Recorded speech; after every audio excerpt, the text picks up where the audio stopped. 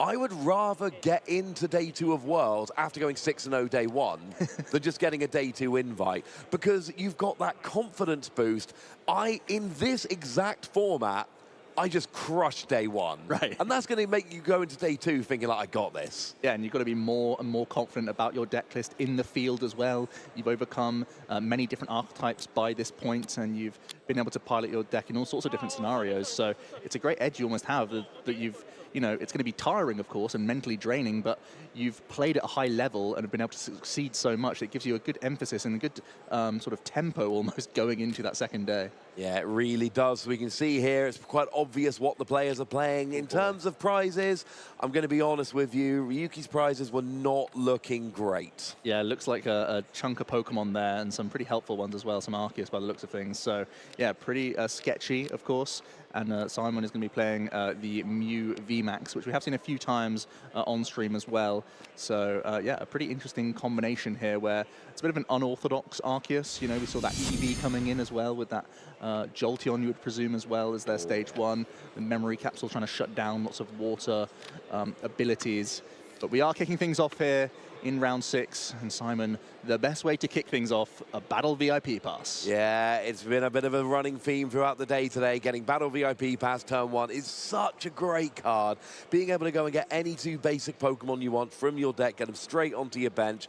And this isn't like when we saw Mew against Palkia, where there are reasons to try and keep your bench that little bit smaller. Here, you're not being punished for having a big deck so much, so you can just go get that Mew, go and get those Genesect, and really start going nice and aggressive. And we're up against Arceus here, and we've got 2 of the big decks. Although, we saw from the prizes, there's some Pikachu action going on, so it is not necessarily the Arceus we've seen all day so far. Simon has an interesting hand. He could potentially guarantee some Pokemon with Ultra Ball. Instead, we're going to see some coin flips, and going to throw away a Choice Belt in order to cram a Matic, which does get a Tails. Not ideal. Might make things a little bit more awkward for him. There's already another Genesect, and it looks like just more items are going to hit the discard pile here. So there's going to be a 5th basic Pokemon coming into play. There's already a Genesect V in hand, and it means everything must go for Simon, but he will be able to draw a lot more cards here, having the option for 3 Fusion Strike systems once he benches this final card in his hand. He can completely freshen this up. So he's navigated it well. You do lose a small resource here with the Choice Belt, but I think when you see a Luminion V on the board already, it means that you can almost navigate taking those 2 prize cards without any damage modifiers, and it gives you that license to be a little bit greedier with your initial Choice Belt. Absolutely, that Luminion is not going to be terribly difficult to KO, and it also means with Simon going first and Ryuki starting with that Luminion in the active, Ryuki has to get Luminion out the active this turn, or else it's just a really easy 2 prizes just sitting there for Simon. So that's going to be just one more thing Ryuki's going to need to worry about going into next turn. You see some interesting cards for Simon. He's actually playing a Jubilife Village Stadium. It's obviously a decent bounce, of course, to get rid of Path of the Peak, one of your biggest fears as a Mewtwo VMAX, but in this case, going to be discarded with a Quick Ball, as Simon is on the charge. I think we already saw a Fusion Energy drawn off the first Genesect V, so finding some attachments is going to be fantastic.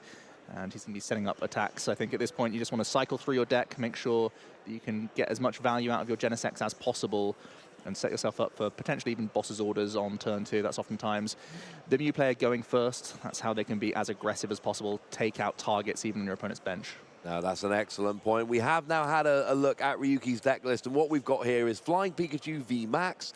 We've got Jolteon, the one that shuts off those abilities of Water Pokemon, which is not terribly relevant in this matchup, admittedly. And we've got Hisuian Decidueye V Star, I believe. Yeah, a really interesting combination of cards. The Hisuian Decidueye V Star offers a few different options. The V is a great way to wall break Miltank, so you're not concerned about any of these Mewtwo V Union controlling decks, or even Blissey Miltank to an extent. And of course, it's a fighting type Pokemon, so it can give you coverage in Arceus V-Star mirror match situations. I feel like these cards may not be coming out to play in the matchup that we're seeing right now.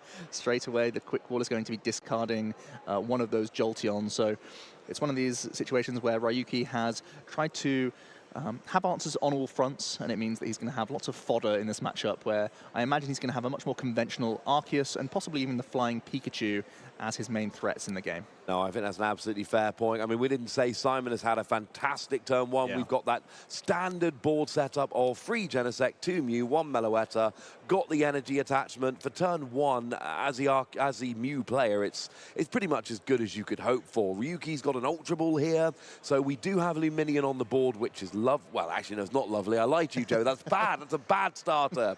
But the good news is we've got an Arceus that's been searched out, and we do seem to be getting a flying Pikachu, so I think you were right when you said we're going to be seeing some Pika action. Yeah, I think potentially risky only getting one Arceus down unless you already have the option to Trinity Charge. So we'll see what other actions Ryuki has available to him. Because we already see the one Raihan hit the discard pile. That's Ryuki's only means of energy acceleration outside of attacking via his Arceus V and V Star. So it may indicate that Ryuki has some pivot options here. Yeah, absolutely. That's an absolutely good point. We've got... There it is, the switch. Yeah.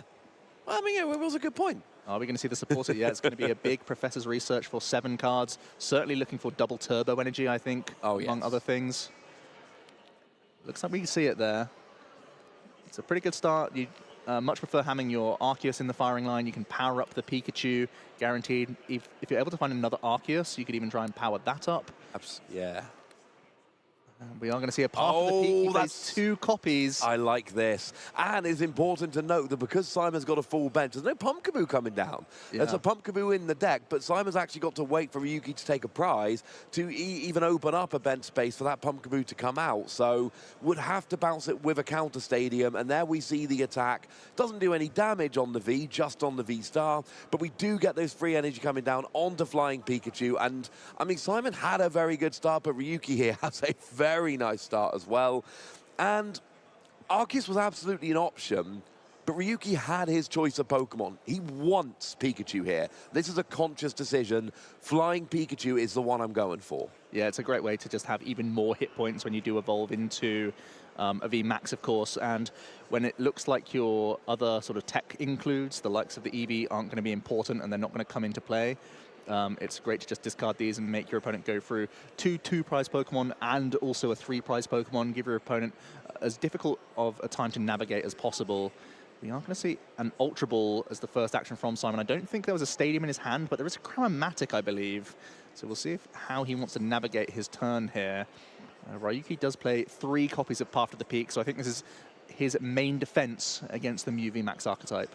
Yeah, I think that's absolutely where we're going here, and it is a good defense. You know, we've seen that the Genesect just doesn't function, and the thing is, Genesect's so good, you can't play and, oh, I've got a backup draw engine. No, the Genesect is your draw engine. The best thing you can do is play Pumpkaboo, play counter stadiums, and hope you get the right ones at the right time. Of course, we've seen Jubilee Village has already hit the discard. There are 2 Rose Tower in Simon's deck, so... Yeah. Got to find one of those 2, or else there's not much. We do have Chromatic, but you would have to lose a Power Tablet to play it. Yeah, I feel like this is the safest route here. You pay Retreat, you simply play the Power Tablet, and you use the Mew to copy Technoblast this turn. You guarantee those 2 prizes. You're staying up in tempo, and you're hoping that from the 2 prize cards, as well as your draw for turn, you can then have something that you can throw away with Chromatic next turn. It's too risky to take the 50-50 here. No, I agree entirely. You've got the KO on the board. You take those 2 prizes. You don't need Genesect this turn. Yeah. Like Genesect this turn, but you don't need it. We do see a Pokemon catcher, which is Chromatic fodder, if nothing else. So Simon takes the first 2 prizes there. That's lovely. And Ryuki brings Pikachu to the party. And a Marnie, which in conjunction with that path could be kind of big. Yeah, even though there was no Stadium bounce being shown, Ryuki is still going to see 5 fresh cards himself. I think that's the more important thing here, where he's looking for his own VMAX. Do we see any Ball Search cards? I don't think we do. Just a ton of supporters and energy. Oh my goodness, are we going to see a fly here? I think we're going to see a fly here, Joe. No. And it is... Oh, we don't know! Come on, we need to see. It's a heads! That's big. That means that during your opponent's next turn, you prevent all damage from and effects of attacks done to this Pokemon. Now, Pikachu is, you know, It's flying high right now. Now we're gaming. That's what it's all about. The downsides of fly are huge. Where is the Pikachu, Joe? It's being read by a judge, I believe. Okay. We just got to make sure that we're all on the same page here. Because we're going to need that back at some point. Yeah, but essentially it's flown off. It's gone. It's off the screen. It's untouchable right now. Ryuki has found a way to try and make life more awkward for Simon, who is going to have to find some gusting now if he's going to continue to take any prizes this turn. So that's another piece of the puzzle. Does have a stadium, though. I'm pretty sure I see Rose Tower in hand, which is huge. Can bounce path to the peak, and we've got at least a quick ball there, which could be used to fit your hand a little bit and start drawing. I mean, there's not a huge amount Simon really needs this turn. We need some kind of switch and gusting. That's actually quite a bit to ask for, to be fair. Yeah, he's holding on to some ball search cards. I don't know if he really wants to spend these too much. No. I'd love to see the attachment of double turbo energy to the benched Mew, I think, here. That's probably his best choice. And you don't really want to get rid of Pumpkaboo either, because it's such a good card later on. But if you guarantee a VMAX, it just gives you more draws from Genesect and allows you to Rose Tower as well. It absolutely does, and I do love that play. I just worry, because we know Ryuki's playing multiple copies of Path to the Peak. Yeah, he plays 3 copies. So now you've lost your Pumpkaboo, you've lost your Jubilee Village, you've lost 1 Rose Tower. Is this the first Path to the Peak? Yeah, he's only had to deal with 1 so far, so there can be a way for Ryuki to have the last laugh almost. That's exactly what I'm going for here. If Ryuki plays a Path, Simon then has essentially 1 stadium to bump 2 Path to the Peak, which very clearly isn't enough. So it's a couple turns away from being a real issue, but that, come in the late game, that could be a really important part of the puzzle. Simon is going to kick things off with a Rose Tower here after lowering his hand size. I believe not able to find Mew VMAX, so his second copy may be in those prizes. So it's even more important for Simon to have a powerful action. He hits the escape rope. This is exactly what he needs. It moves the Pikachu out of the active position, forces the Luminion into the active, and also resets his Technoblast with the VMAX. We needed switch and gusting, which it can be a lot, but it can also just be an escape rope. Now we see a choice bout coming down here as well, and largely that's just so you can draw some extra cards with Genesect. The KO was on the board. That wasn't the issue. The issue was, let's draw some extra cards and let's try and make this as foolproof as possible. Because if you can get your next Rose Tower in hand, as an example, then Ryuki's Path immediately gets bounced and does nothing bad.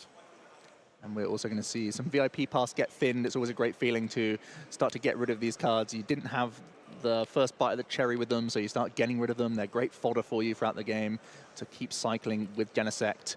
It's got to be a great feeling for Simon to find the escape rope so early. No panic for him right now. He can just start accumulating resources with his hand for the rest of the turn. But he's pretty happy with everything, all things considered. Also has a Rotom Phone that he can fire off, allowing you to spy those top 5 cards and cherry pick another one. I believe he's also got Silene in his hand. Is that the supporter that he's gripping onto right now? Oh, I can't quite make out if we got Silene in there. Yes, it is. It absolutely is. I feel like that could be a solid card as well. If you hit 1 heads on your Silene, you can pop a stadium card on top of your deck, and that could be a great way to give yourself some extra protection. So that's another thing that I would certainly have my eye on here.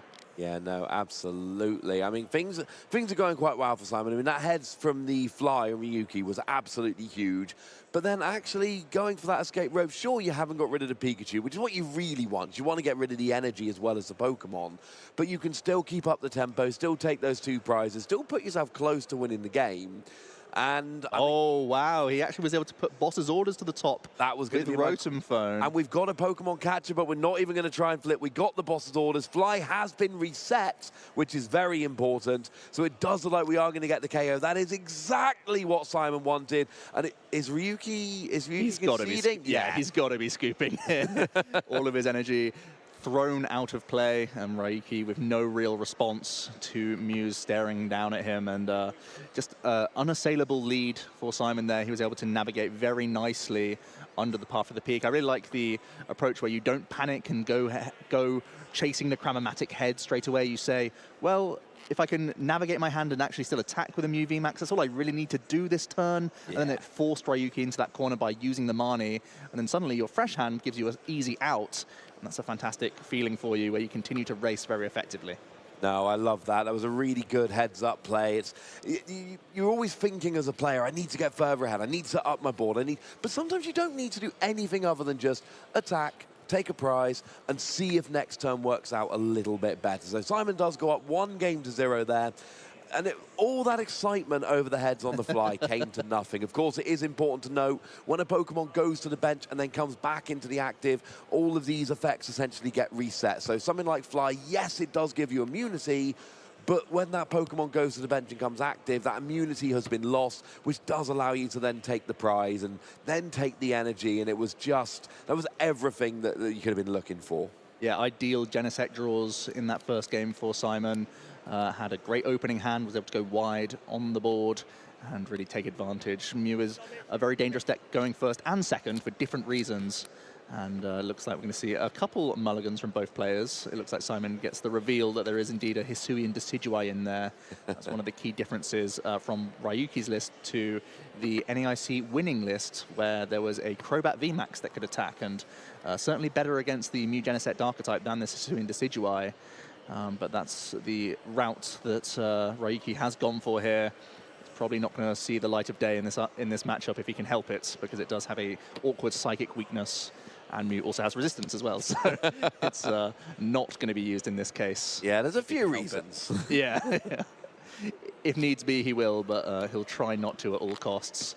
The good news for Ryuki here is he had a bit of an awkward start. The Arceus was immediately dealt with, even though you were able to find the early path to the peak, and then the peak was eventually bounced. And you know that you can have more defensive plays at your disposal. There is a Roxanne that he can cherry pick. There's 4 counts of Marnie, so there's many hurdles you can try and throw at Simon throughout this game too. Absolutely, and of course starting with Minion is not a particularly good way to start anyway, so better prizes this time, a double turbo. Oh no, actually 2 double turbo. No, that's not great. And look at I'll take this, it back. Simon, a couple of his stadium cards. Oh, that's a little bit dicey. That's 2 of his free stadiums. Oh boy, that is potentially a huge problem for him. Ryuki here gets to begin the game, starts with a flying Pikachu V, is also able to establish a lightning energy onto an Arceus. I like the debate around this Eevee. It doesn't feel like a great card to put into play, but it can be something you retreat into in case of an early Melodious Echo. Yeah, if you're going to get something KO'd, you don't want it to be Arceus, you don't want it to be Flying Pikachu, just give up the EV.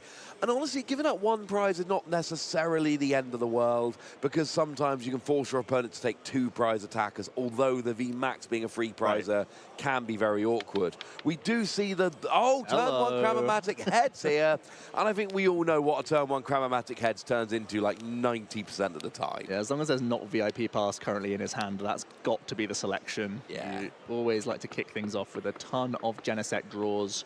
Simon, the player going second here, is allowed to launch attacks and is very easily able to do so alongside the Alessa Sparkle supporter, which is normally the go-to option for Mew players when they are going second. It's what sets them apart from many of these other V-Star archetypes, where they have that available tempo to them, where they can be so much more aggressive than Arceus players just using Trinity Charge and Palkia players just using Rule the Region. This isn't threatening at all, whereas sparkling and getting a ton of damage into play, taking knockouts certainly is, although Simon has a ton of supporters in his hand. I think the Silene, Boss's Orders, I do think there is a Sparkle in there. And of course, the VIP was the selection from the Cramomatic, and I believe there's also an Ultra Ball, so it's actually a very good hand here. Yeah, there is an Ultra Ball. You will have to get a couple of those supporter cards into the discard, but then you can draw more cards with Genesect. We did see that Battle VIP Pass getting the Mew and the Genesect. We now see an Ultra Ball coming down. You've got to imagine probably for another Genesect, unless you're setting up the 2 Mew, but really you need a Genesect nice and early. Start drawing extra cards, start getting just everything you need out on the board. Because the thing is, even if you need the extra Mew, get a Genesect, you might draw the Mew.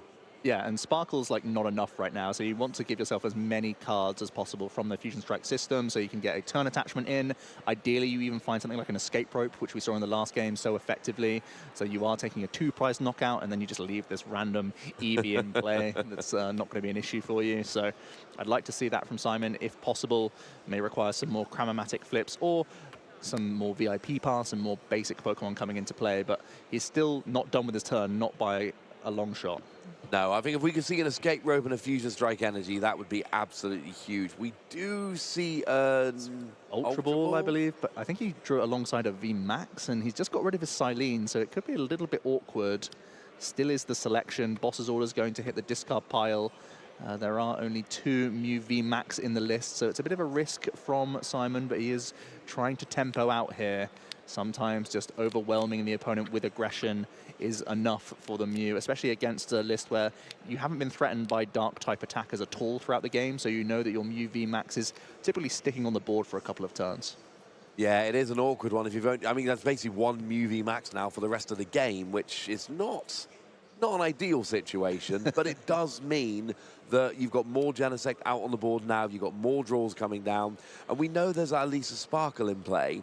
So, and it's just every turn, I didn't draw it, but I drew an Ultra Ball. We're still going. We got to go deeper. I believe now there's Pumpkaboo that might have to hit the discard pile. Oh, that would be a little bit awkward. But there's already 2 Rose Tower in the prizes, and Simon knows by now, or should know by now, that there are 2 in the prizes. So that would give you 1 out in your entire deck to path to the peak, and he already knows that Ryuki plays at least 2.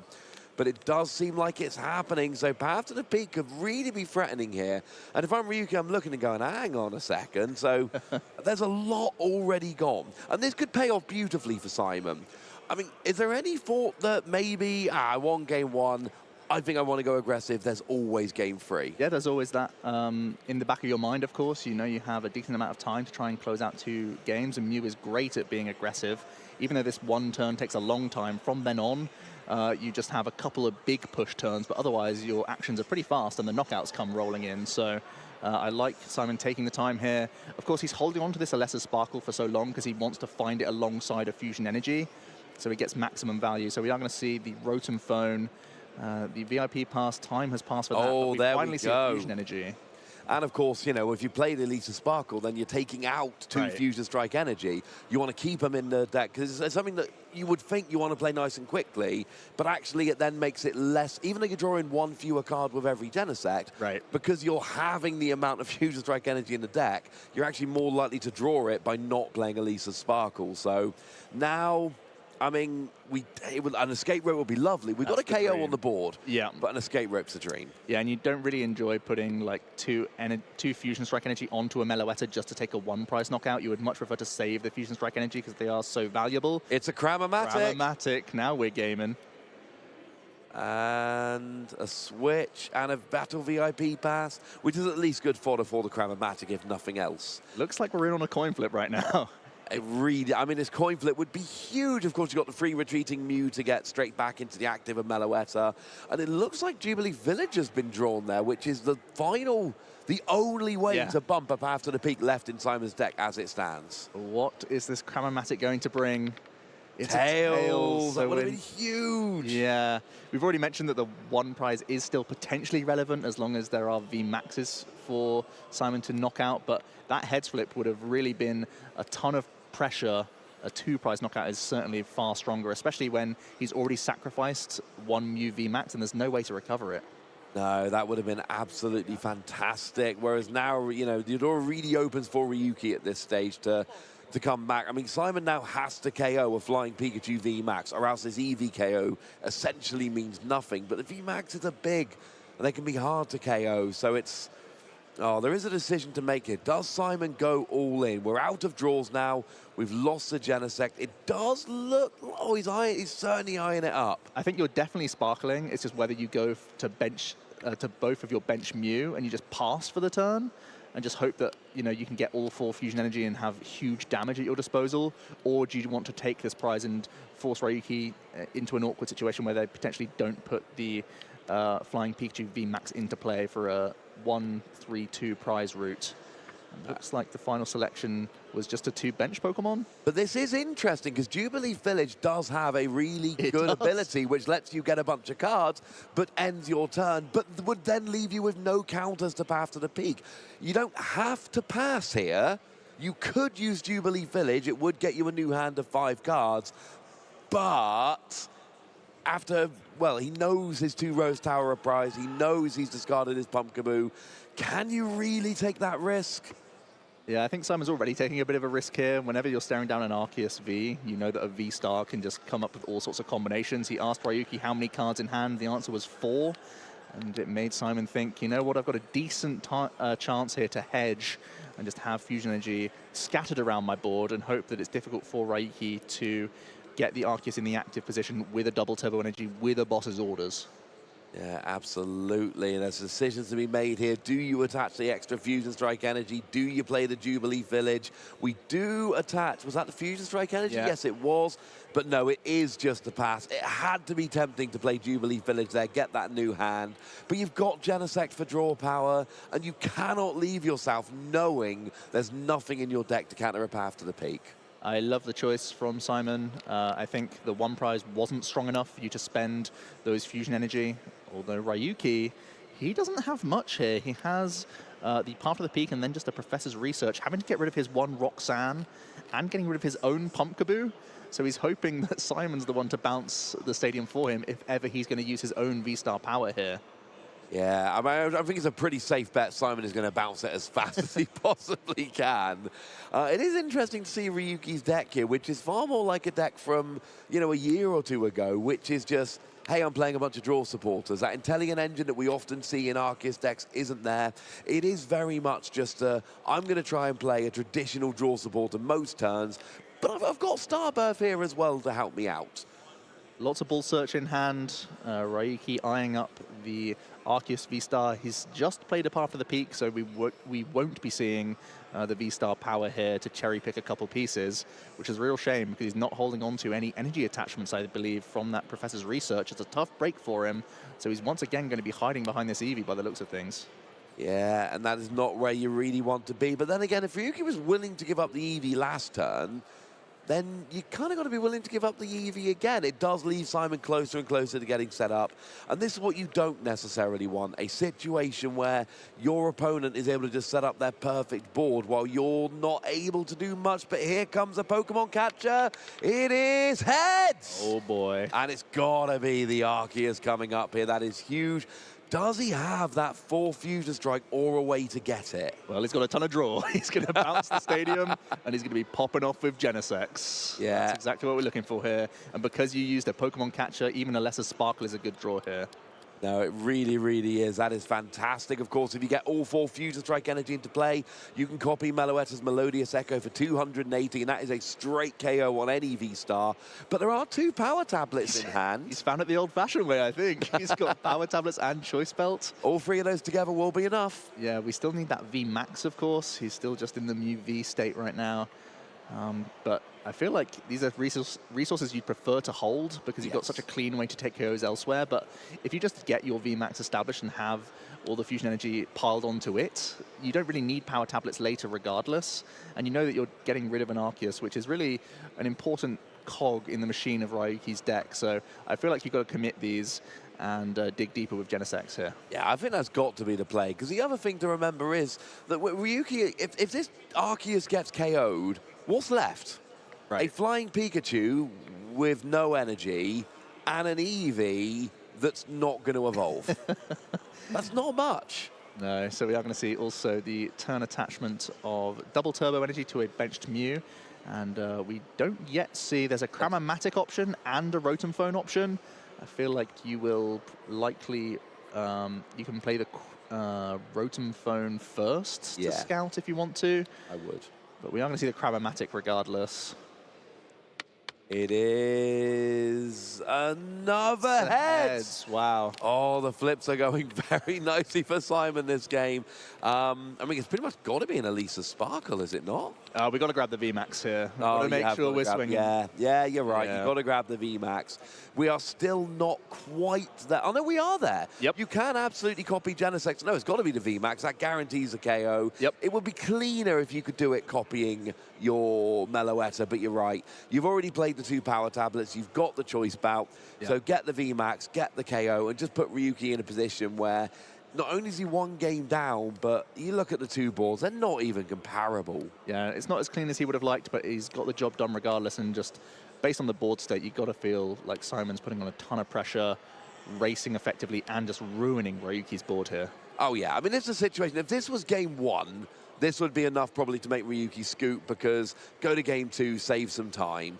But because scooping would just give Simon the match.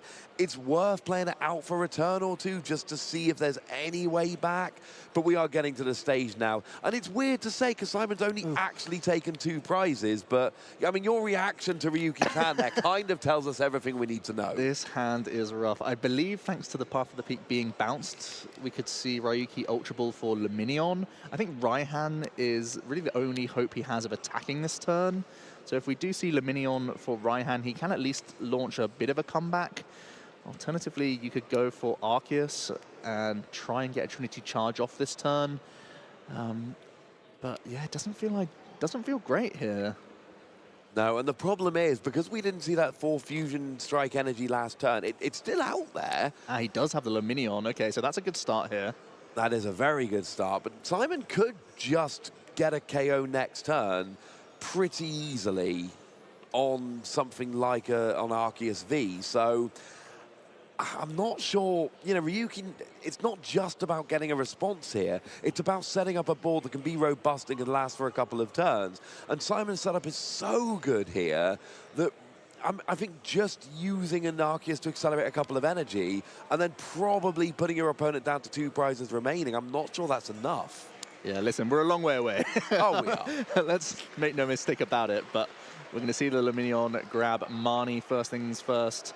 And I imagine what we're going to try and do is Ryuki's going to try and lay the trap. I think he's going to try and Trinity Charge this turn onto the Flying Pikachu and almost sacrifice another 2 prize cards here. It sounds like a terrible strategy, but it then sort of opens the door for you to try and hit with a Path to the Peak Marnie combination on the following turn and really try and disrupt the opponent because we know the Roxanne's already gone early on here, so we are going to see the Marnie.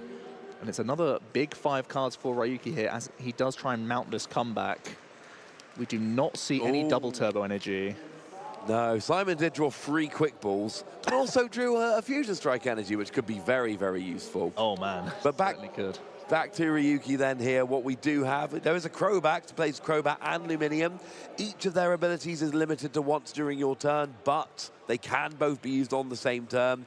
And this is generally not what you want to do. You don't want to be playing 2 support Pokemon just so you can take advantage of their abilities. But you know what? Sometimes, if that's the only way you're going to be getting back, but it's not a double turbo energy. That means we're almost certainly going to be retreating into Eevee this turn. And the Dark Asset is basically looking for Path of the Peak, I believe, here. Yeah, you've kind of got to. Not sure what else you can do to try and slow down the opponent, but it is going to be a free retreat of the Flying Pikachu V, passing with the Eevee. It's far from ideal. And we know that Simon is already holding on to ways to thin his hand and go again. Yeah, absolutely, and we could be seeing some gusting here. I mean, Escape Rope already in hand. I mean, yeah, it's gravy right now. I mean, you want to KO the Arceus, ideally, but honestly, taking any 2 prizes here will be absolutely huge. Put yourself on essentially the chance to win next turn would be fantastic. And you know, Ryuki here has just got to try and survive for just a couple of turns.